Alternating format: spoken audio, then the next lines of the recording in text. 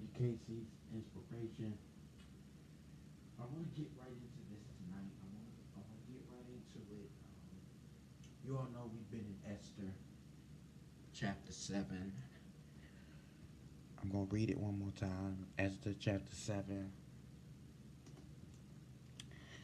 Father, it's the interest of thy word that bringeth life and light to the glorious and matchless gospel of Jesus Christ.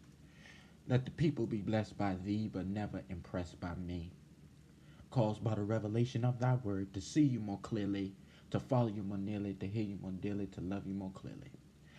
Now, Father, let the words of my mouth and the meditation that is upon my heart, let it be acceptable in your sight. Thy strength, thy redeemer. And every glad heart said, Amen. Esther chapter 7. And then Esther chapter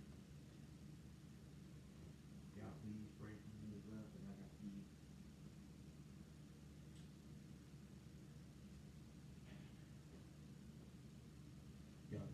Y'all just pray for me.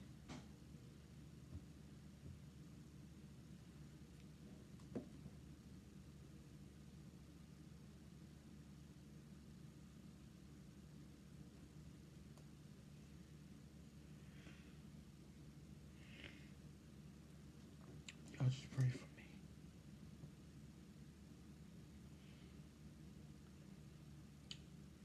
Esther chapter 7. I'm going to try and get through this tonight. I'm going to try and get through this tonight. Esther chapter 7 says, so the king and Haman went to dinner with the queen, Esther. At this second dinner, while they were drinking wine, the king again asked Queen Esther, what is it that you want? Half of my kingdom? Just ask, and it's yours. Just ask, and it's yours.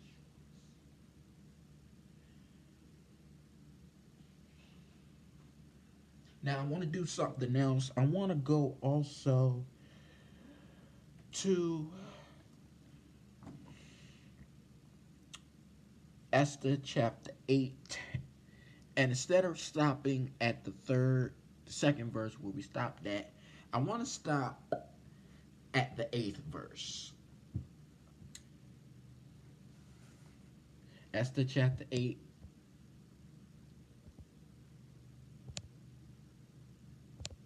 And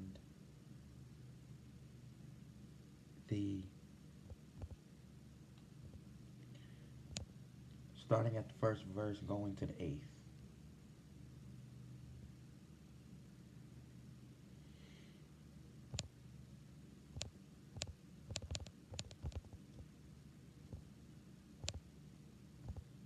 Esther chapter 8.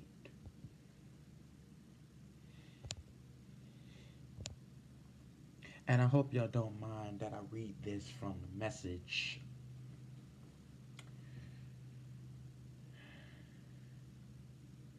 I hope y'all don't mind that I read this for everyone from the Message.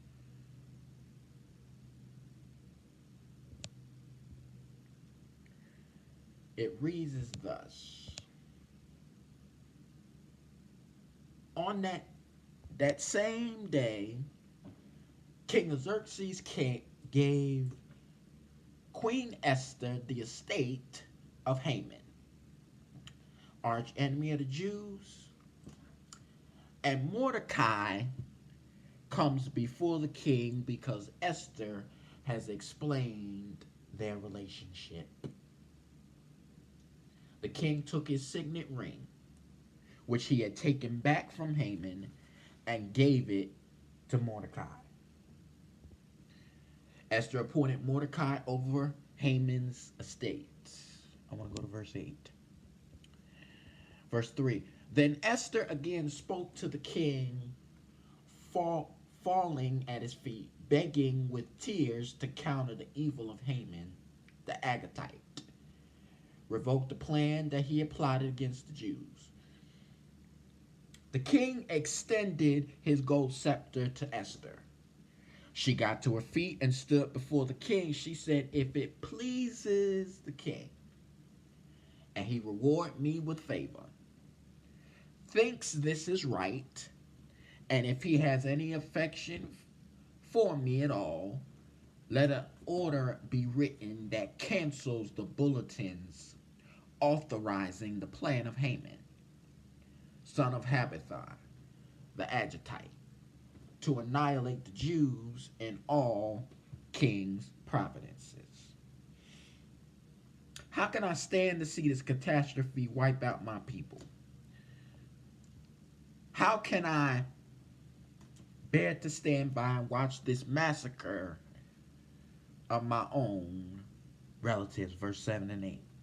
King Xerxes says to Queen Esther and Mordecai, "I've given Haman's estate to Esther.